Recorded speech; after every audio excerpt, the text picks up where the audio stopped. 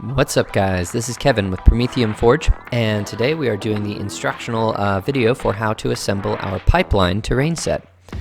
So this is a new terrain set that we're pretty excited about, kind of a new philosophy here. You'll buy your own pipe from the hardware store, ABS or PVC 1.5 inch, and use that to assemble a cool terrain setup for your table. So let's take a look. So first of all, when you buy your pipe, you will cut it down into 9-inch and 6-inch lengths. That's the length of the long and short sections here. You can see you're going to do 4 9-inch lengths and 2 6-inch lengths. And then if you bought the double kit, you're just doubling those numbers. It's not super crucial that those measurements are exactly right on or the ends are totally neat and flush. Just get it close, and that's just fine.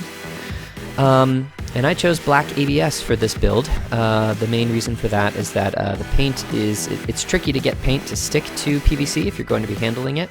It's likely to chip, and when it does, if it's white underneath, that's pretty glaring. The black, if that chips on the ABS, it's just less obvious, so that's why I went with ABS for this build. So anyway, here we go. So starting off with the handrails.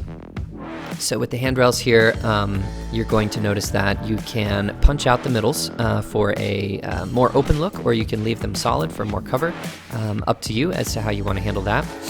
The handrails will feel kind of fiddly until you get them set properly. So I'm going to go ahead and use a piece that I've already assembled here of the pipeline section and just kind of slot those in the way they will be when you set it up, just to get them at the right angle for drying. And once they dry, they're going to feel nice and solid. Moving on to the angled sections, so you've got 90-degree angles and these T angles, and they will feel pretty similar in how they come together, just a slight variation in the parts that you get to make them. But I recommend laying the pieces out like puzzle pieces, and then just running a bead of glue along where it overlaps. Dry fitting things is a great idea. I don't dry fit things in this video because I'm pretty familiar with how the pieces fit together, but for anyone doing this for the first time, strongly recommend to go ahead and dry fit everything once or twice so you kind of know where the glue belongs. And then I'm just going to go along the perimeter of the piece here and just add more glue to every tab. Basically everything that sticks out is going to get glue on it. And then just kind of fold everything into place. Now these sections that are the diameter of the pipe there, those round holes, that is the one part where you do want to pay it a little bit more attention and really get glue on every available surface. The rest of the entire kit will be plenty strong structurally if you just kind of get glue here and there, but for those spots, for these pieces, the more glue you get and the more surface area you cover, the better off you're going to be. They will take a little bit of force as you are putting the pipe pieces in and out, so that just kind of helps keep everything strong. These corner sections do have these little ovals cut onto them, and if your playgroup wants to treat those as ladders, I recommend that. Just gives you a little more mobility up and down, but you can house rule that whatever you want. You'll see some ones on the back that are cut out. So the pieces here are basically the same between the two. I just showed you that quick corner piece that goes on the 90-degree, so really the same idea between these two pieces we're talking about. And here's one thing where you can mess it up. So you do want to, so these rings, which go everywhere where the pipe interfaces with the MDF, just be really careful, double check those, triple check those for alignment. Get them glued down, run your fingers around the inside, really make sure that those are properly placed on there. You don't want to have that misaligned. That will impede the pipe being able to come and go. Alright, so let's take a look at the Overseer platform right here. I'm going to start by assembling the little computer terminal. So we'll kind of fit the pieces together there, and it's all a little bit self-explanatory. With the Overseer platform, I don't picture the ladder construction. I won't show you that here, but basically, when you get the ladder, you can kind of see how the little L-shaped piece glues onto both the ladder and then slides on and off to the platform for assembly and disassembly. You can glue that into place if you want to. Just put a little square spacer on that work light there. A little extra glue there. Whoops, computer fell off. Let's put that back. So anyway, getting the computer terminal assembled here, those little light cages on the edges of the work light. And then this will act just like a handrail. So I'm going to get the handrail piece right here and just kind of glue that down just the same way we did those handrails. Now you'll notice in your kit there are just a few shorter handrails. Almost all of them are the same length, and then there's a couple that are shorter. One of those shorter handrails will go right there next to the computer terminal, and if you forget that, that's okay, because if you try to put a long one there, it just doesn't quite fit, so you'll see what I mean. When you're laying out the uprights for the Overseer platform, just take note there are a couple differences. There's a long side and a short side, so you can see I just fit the long side, so that was wrong.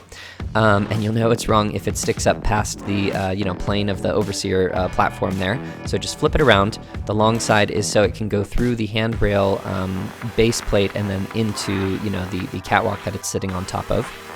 So here's the handrail base plate, and again, this whole thing is upside down, so I'm working up from the bottom here. Those supports will feel pretty fiddly until they're slotted into the handrail base plates, and then those are left to dry. So don't worry if it feels a little wiggly. It'll feel plenty strong as soon as everything's dried up. So kind of get those into place, and then get a piece of section that you've already done and get that thing seated.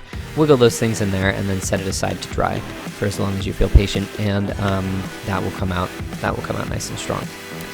There's that ladder hole by my thumb right there, so that's where the ladder snakes through. You'll notice that two of the uprights have little cutaways, so the ladder can make it. Oh, and there's the short railing, and that's the other place those short railings will go, on the corner of those 90-degree bends, in addition to next to the computer on the Overseer platform. Alright, so these pieces come in two different flavors. This one I'm building as an end cap. If you have two open rings, one on either side, then it's a connector between two pieces, kind of a splice. But the way I'm building it right now is an end cap. Now, I made a mistake right here. I forgot to include one section that had a little square hole, and you'll see what I mean in just a minute or two when we put on the valve wheel. This part's a little fiddly, just kind of struggle to get those guys seated in there. Once I do get them seated, I press down pretty hard so they don't pop back out, because they kind of tend to do that. And then make real sure that all those pieces are flush with the outside. You want them pushed outwards as far as possible so that pipe can slide in there. Here are the hinges for the hatch door. You can just glue that thing closed. If you don't care about it opening, it will be a little more secure that way. If you want the hinges to go in, they go in as so, and then you can pull it out and then reinsert the hinge pins so it is in the open position. But like I said, if you just want to glue it closed, plenty of people do that too. So here's the little valve wheel I was talking about a second ago. Make sure all that's flush, great. Here's that valve wheel, and here's the section with that square hole where the valve wheel will sit down into. So the central thing just goes right there, a little bit of glue, and there you go. So that is intended to fit as one of those. Alright, so a couple things that weren't pictured. The pipe section lengths themselves, hopefully pretty self-explanatory there. You've got the two circular bits that the pipe threads through, and then two lower struts that hold it all together, and then that upper catwalk. So that should go together without too much trouble. The steps are exactly the same for the long ones and the short ones. They're identical, just except for length. The stair sections, just have the sides laid out and then glue the treads in and struggle just a little bit to get the two things mated up, and there you go. So hopefully anything else not explicitly covered in this video should feel fairly self-explanatory. Well, thanks so much for watching this assembly video. I hope the terrain set serves you well, and I hope it blocks your enemy's line of sight and never yours. Check back to the Facebook page, Promethium Forge, or find us online, promethiumforge.com. We've got this cool product for Necromunda and many others. So thanks for watching today, and I'll see you later. Bye-bye.